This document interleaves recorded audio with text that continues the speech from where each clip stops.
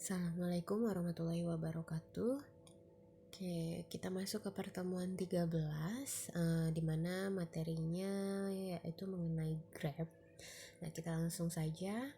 Untuk Grab sendiri adalah kumpulan dari simpul dan busur yang secara matematis dinyatakan sebagai G sama dengan V, E, di mana G itu simbol untuk grab, V adalah simbol untuk simpul atau vertex atau disebut juga dengan node atau titik. Lalu E itu simbol untuk busur atau yang namanya edge. Oke. Lalu contoh grab. Nah, di sini ada gambar di sebelah kiri itu adalah gambar grab. Nah, grab di sini terdiri dari V dan E. Nah, V-nya sendiri itu adalah vertex ya tadi, atau node atau simpul. Nah, V di gambar di sebelah kiri ini terdiri dari ada V1, V2, V3, V4 sampai V5 ya. Yang ini ya, yang node itu simpul atau titik yang bentuknya bulat. Nah, seperti itu. Lalu E yaitu H terdiri dari E1, E2, E3, E4, E5, E6 dan sampai E7. Nah, E itu di sini adalah garisnya yang menghubungkan antar vertex atau node. Itu untuk contoh grab. Nah, di sini ciri-ciri dari grab. Nah, grab sendiri itu bisa terdiri hanya dari satu simpul atau titik saja atau node saja. Nah, yang di sini. Lalu sebuah grab belum tentu semua simpulnya terhubung dengan busur. Nah, seperti di gambar kedua ya, tidak semuanya itu terhubung dengan busur atau edge. Nah, lihat dari simpul kiri ke kanan itu tidak terhubung. Jadi tidak mesti semuanya terhubung. Lalu sebuah grab mungkin mempunyai simpul yang tak terhubung dengan simpul lain. Nah, di gambar 3 ini bisa nih dinyatakan maksudnya disebut dengan grab walaupun simpul yang terhubung mempunyai simpul yang tak terhubung dengan simpul lain. Kayak yang ini simpul atau node yang di sini tidak ada garis edge-nya. Ya, kayak gitu atau garis busurnya. Lalu sebuah grab mungkin semua simpulnya saling berhubungan. Selanjutnya di sini juga grab itu dibagi dua macam, ada directed grab atau grab berarah dan undirected grab, yaitu grab yang tidak berarah. Perbedaannya apa? Kalau dari gambar terlihat perbedaannya. Untuk grab yang berarah di sebelah kiri kita, yaitu grabnya ada tanda panahnya nih, ada arahnya busurnya. Kalau di undirected grab atau grab tidak berarah, busurnya itu tidak harus memiliki arah atau tanda panah, tidak ada tanda panahnya gitu. Itu untuk perbedaan. Nah, itu secara fisiknya ya. Selanjutnya perbedaan dari grab. Nah, untuk grab tak berarah atau undirected grab, yaitu urutan simpul dalam sebuah busur tidak dipentingkan. Misalkan busur S1 di gambar yang barusan ya, ada busur S1 dapat disebut busur AB atau BA. Kita lihat di sini. Nah, busur S1 nih yang ini itu bisa disebut dengan busur AB ya atau BA gitu. Lalu grab berarah atau directed grab, yaitu urutan simpul mempunyai arti. Misalnya busur AB adalah E1 sedangkan busur BA adalah E8. Nah, jadi kita lihat ke gambar sebelumnya. Nah, di sini untuk E1 ya, dia punya arti ya. Jadi untuk A ke B itu dia punya nama yaitu E1, sedang ini A ke B dia E1, B ke A dia E8. Tidak seperti dengan undirect grab ya, beda, sangat berbeda. Oke, selanjutnya Nah, ada juga grab berbobot atau weighted grab. Jika setiap busur mempunyai nilai menyatakan hubungan antara dua buah simpul, maka busur tersebut dinyatakan memiliki bobot. Misalkan A ke B itu nanti ada bobotnya selain E2, E1-nya gitu, AC-nya atau busurnya, dan nanti ada nilainya, ada yang nilainya misalkan diberi nilai 2 atau beri nilai 5 seperti itu. Lalu bobot sebuah busur dapat menyatakan panjang sebuah jalan dari dua buah titik. Nah, jumlah rata-rata kendaraan per hari melalui sebuah jalan, misalnya seperti itu. Nah, lalu, ini ada grab berbobot. Nah, kita lihat tadi, kalau di yang sebelumnya itu kan A ke B kayak yang direct nih. A ke B itu mempunyai nilai, yang tadi tidak punya nilai, hanya E1 doang ya. Nah, kalau di sini A ke B itu dia mempunyai nilai itu 12. Lalu B ke A itu tadi kalau di gambar sebelumnya tuh 8 aja. Kalau di sini dia punya nilai yaitu 4 di sini. Oke. Lalu di undirected juga sama seperti itu untuk simpul A ke B itu nilainya 5. Tapi perlu diingat untuk teman-teman, untuk bobot di grab berbobot ini tidak tidak sesuai, maksudnya panjang, misal A ke B panjangnya berapa, enggak. Jadi itu hanya nilai bobotnya saja, bukan berarti A ke B itu panjangnya 5 cm misalkan gitu, B ke C 3 cm, bukan, cuman itu hanya bobotnya saja. Oke. Nah, ini ada istilah-istilah pada grab. Pertama ada insiden. Nah, insiden itu jika E merupakan edge dengan simpul-simpulnya adalah V dan W yang ditulis E sama dengan V, W, maka V dan W disebut terletak pada E dan E disebut insiden dengan V dan MW. Lalu degree atau derajat. Juga ada in degree dan out degree. Lalu degree sebuah simpul adalah jumlah edge yang insiden dengan simpul tersebut. Lalu in degree sebuah simpul pada grab berarah adalah jumlah edge yang kepalanya insiden dengan simpul tersebut atau jumlah edge yang masuk atau menuju simpul tersebut. Lalu ada out degree, sebuah simpul pada grab berarah adalah jumlah busur yang ekornya insiden dengan simpul tersebut atau jumlah busur yang keluar atau berasal dari simpul tersebut. Oke. Lalu ada lagi adjacency, yaitu dua buah titik dikatakan berdekatan atau adjacent ya, berdekatan jika dua buah titik tersebut terhubung dengan sebuah garis. Lalu pada grab tidak berarah, dua buah simpul disebut adjacent ya, bila ada busur yang menghubungkan kedua simpul tersebut. Simpul V dan W disebut adjacent atau berdekatan. Ya, lihat di gambarnya di sini. Yang tidak berarah yang ini ya. Lalu ini ada dua buah simpul V dan W. Lalu di sini bila ada busur yang menghubungkan, karena ada busur yang menghubungkan berarti simpul V dan W disebut adjacent atau berdekatan. Lalu pada grab berarah yang di sebelah kanan, gambar sebelah kanan, dia punya arah dari W ke V ya, disebut adjacent dengan simpul W ya, bila ada busur dari W ke V ke sini. Oke, itu istilah-istilahnya. Nah, selanjutnya juga ada istilah suksesor dan predesesor.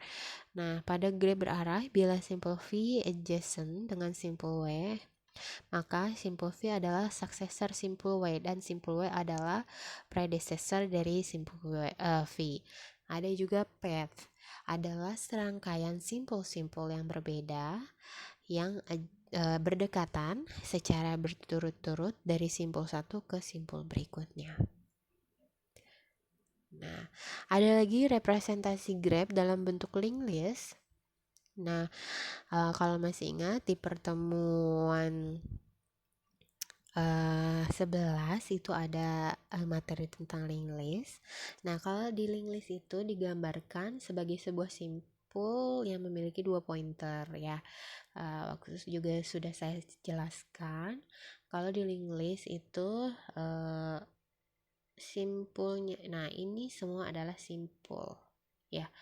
Kan kalau biasanya simpul itu node ya, atau sebuah titik atau sebuah lingkaran. Nah, kalau di linked list ini adalah simpulnya. Nah, tuh. Lalu di sini kita lihat ada yang namanya di sebelah kiri simpul vertex yang ini. Nah, yang menuju ke simpul edge pertama di sini ini simpul edge. Lalu ada lagi ini tanda panahnya menunjuk ke simpul edge pertama, sedangkan yang di terakhir sini menunjuk ke simpul edge berikutnya bila masih ada. Kalau tidak ada, dia nggak ada tuh tanda panah yang di sini, yang ini ya, yang ini. Oke, lalu untuk di sini kita lihat ada di sebelah kiri ada pointer leftnya. Nah, menunjuk ke simpul vertex berikutnya dalam untaian simpul yang ada. Lalu ada juga di sini sama ya, menunjuk ke simpul vertex selanjutnya. Maksudnya menunjuk ke simpul vertex tujuan yang berhubungan dengan simpul vertex asal gitu. Lalu, nah di sini ada contoh untuk vertex A memiliki 2 edge yang terhubung yaitu E1 dan E2. Nih kita lihat vertex A ini ya memiliki 2 edge yang terhubung yaitu E1 dan E2. Ini E1 lalu E2-nya ke sini, ke D gitu. Oke, selanjutnya kita akan nah ini gimana sih cara mendapatkan ini? Nah, kita lanjut ke tutorial. Nah, lanjut aja ke tutorial untuk ngedapetin yang di slide sebelumnya ya. Dari contoh soalnya. Nah, pertama-tama kalian harus bikin dulu node yang ada di linked list sesuai dengan node yang ada di grep. Nah, karena di grepnya ada A, B, C, D, dan E, maka kita buatkan ke dalam bentuk simpul atau node linked listnya seperti ini. Nah, selanjutnya baru kita mulai. Nah, di sini ada panah ke bawah yaitu untuk menandakan mereka saling terhubung ya. Nah, di sini kita lihat A ke B terhubung, B ke C terhubung, C ke D terhubung, D ke E juga terhubung. Oke. Nah, di sini kita mulai dari yang A. Nah, A sendiri itu ada nggak nih yang terhubung ke A? Ke simpul atau node lain. Itu A dia terhubung ke B dan D ya. Kita tuliskan sesuai abjad yang awal dulu. Berarti nah, kita gambarkan di sini A terhubung ke B. Lalu juga ada A terhubung ke D. Oke. Di sini kita tulis terhubung ke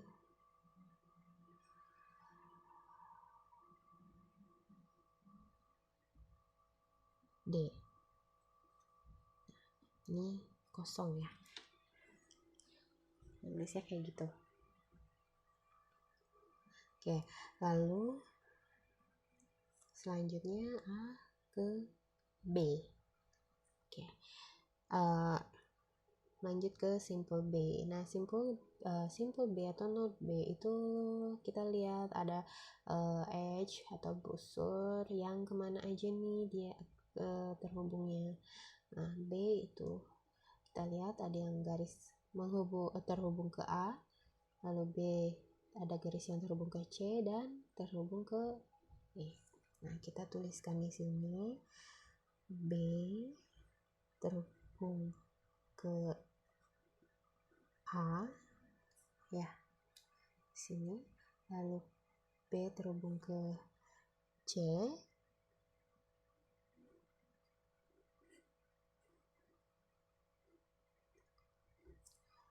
lalu ada yang terhubung ke E. Nah, karena dia terakhir, nah dia harus dituliskan digambarkan hanya satu pointer yang untuk di belakang saja, gitu. Lalu kita lanjut, karena sudah nggak ada lagi, kita lanjut ke C. Simpul C, kita lihat pertama dia ada yang terhubung ke B,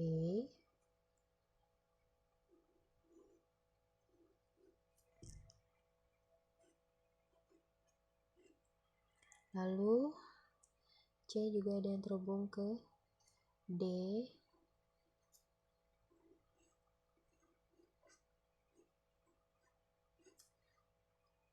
terakhir C terhubung ke E.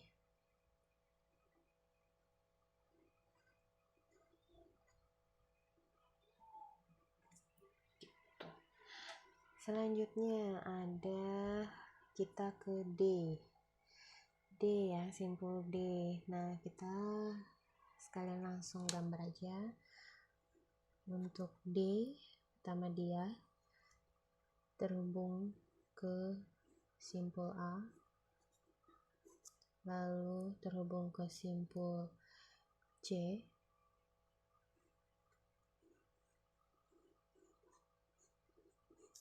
lalu terakhir dia terhubung ke simpul E.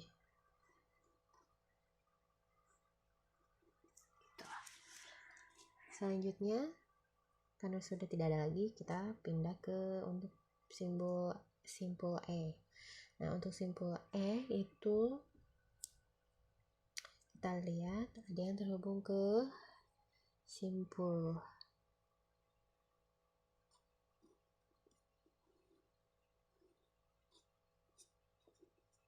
B, lalu E terhubung ke simpul C ya.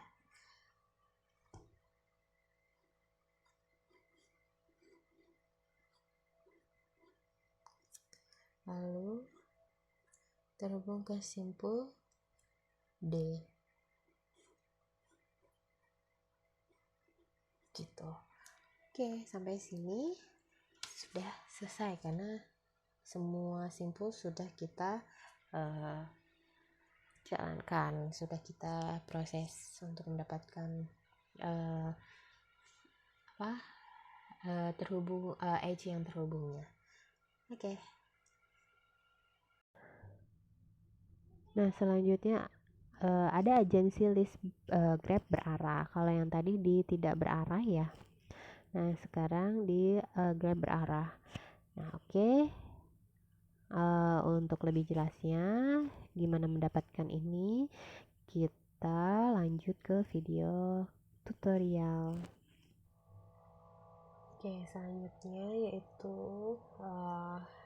kita lanjut tutorial lagi nih, cara agensi list Grab berarahnya. Nah, bedanya yang tadi tidak berarah, di sini dia berarah, ada tanda panahnya. Nah, cara pertama itu sama aja. Untuk simpul yang di Grab berarah ini kita translate ya ke simpul yang ada di link list. Jadi digambarkan seperti ini ya. Awalnya sama kayak yang barusan yang sebelumnya, di yang tidak berarah. Nah, ini ditandai dengan seperti ini, itu artinya terhubung. Lalu di sini kita mulai dari A, B, C, D, E. Jadi A dulu, kita lihat di sini. Untuk A, dia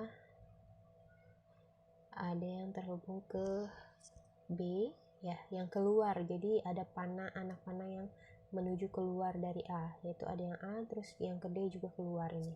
Berarti kita tuliskan A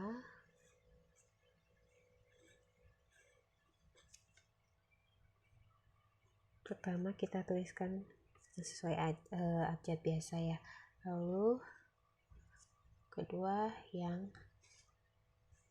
D, karena dia nggak ada lagi menjadi yang terakhir, maka simbolnya seperti ini, hanya gini aja. Oke, selanjutnya itu kita lihat untuk B, kita ke simpul B. Nah, B yang keluar, panah yang keluar, arahnya itu ada ke C dan juga ada yang ke A. Ya, B ke A dan B ke C. Kita tuliskan yang ke A dulu. Sini A. Nah, karena tidak ada lagi, maka C yang terakhir ya. Maka kita tuliskan seperti ini. Selanjutnya ke simpul C atau node C. Nah, node C kita lihat yang arah keluarnya. Nah, kita lihat sekelilingnya itu menghadap ke dia semua kecuali yang ke sini. Itu C ke E. Berarti hanya satu, maka langsung dia menjadi yang terakhir. Nah, langsung aja begini nulisnya. Oke, selanjutnya kita karena nggak ada lagi, kita lanjut ke simpul yang D. Kita lihat di simpul yang keluar kita lihat dulu. Nah, ini yang datang ke dia, sedangkan yang keluar itu ada yang ke C dan ada yang ke E. Maka kita tuliskan yang C dulu, lalu yang ke E gitu. Lalu yang E, karena terakhir kita ke simpul E yang terakhir juga. Nah, yang paling akhir simpul E itu kita lihat ini yang datang semua ke dia, sedangkan yang dari E pergi keluar yaitu mengarah ke B. Ya, satu saja. Ya, satu dan kita tulisnya seperti ini. Oke, di sini ini adalah sudah selesai sampai sini. Nah, jadi itu adalah cara mendapatkan yang agency list grab yang berarah. Oke, sampai sini semoga bisa difahami ya. Semoga penjelasan yang saya jelaskan itu jelas dan mudah difahami. Nah, jika ada terima kasih atas perhatian dan terima kasih untuk menonton. Kita ketemu minggu depan dengan materi yang berbeda. Terima kasih. Wassalamualaikum warahmatullahi wabarakatuh.